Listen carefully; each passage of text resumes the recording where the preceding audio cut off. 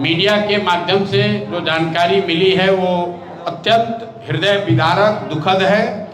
हम लोगों की जितने भी परिवार के जो हताहत लोग हैं, घायल हैं या जिनकी मृत्यु हुई है, उनके लिए जन सुराज परिवार की ओर से हम लोग संवेदना व्यक्त करते हैं। किसकी गलती से हुआ, किसने क्या कहा, इस विषय पर 1 दिन या 2 दिन के बाद निर्णय होगा, बात चर्चा की जाएगी।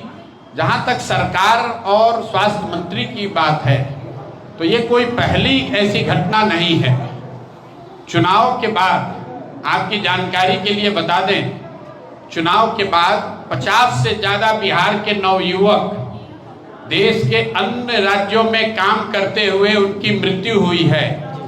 उस पर सरकार ने कोई टीका टिप्पणी नहीं की।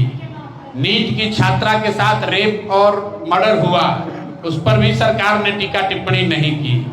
अभी 5-10 दिन पहले बेगूसराय के एक परिवार के साथ मध्य रात्रि में पिता के सामने बच्ची को घर से खींचा गया, उस पर भी आपने सरकार की कोई टीका टिप्पणी नहीं सुनी। सरकार को तो लाल गमछा, पीला गमछा, हरा गमछा करके समाज को बांटने और लड़ाने से फुर्सत होगा तब तो किसी बात पर बोलेगा। तो आप अगर ये कह रहे हैं कि मुजफ्फरपुर की घटना पर सरकार ने नहीं बोला है, तो आप मुझे दिखा दीजिए कि पलायन पर इन्होंने कब बोला है। चुनाव जीतने के बाद तो अब इनको हरा गमछा, लाल गमछा दिख रहा है। अपने घर की लड़ाई लड़ रहे हैं कि किसका बंगला बड़ा होना चाहिए, किसका छोटा होना चाहिए, किसको कौन मंत्रालय होना चाहिए। अब अरवा उसना चावल का भी बात नहीं हो रहा है, पेट्रोल डीजल के दाम की बात नहीं हो रही है, सिलेंडर की किल्लत की बात नहीं हो रही है।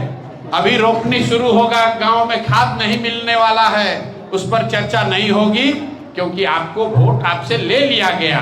अब 5 वर्ष कोई आपकी बात नहीं करने वाला है। 5 वर्ष अब उनके अपने हितों की बात होगी, उनके बच्चों के हितों की बात होगी। बिहार के बच्चे तो मजदूरी कर रहे थे, अभी भी कर रहे हैं।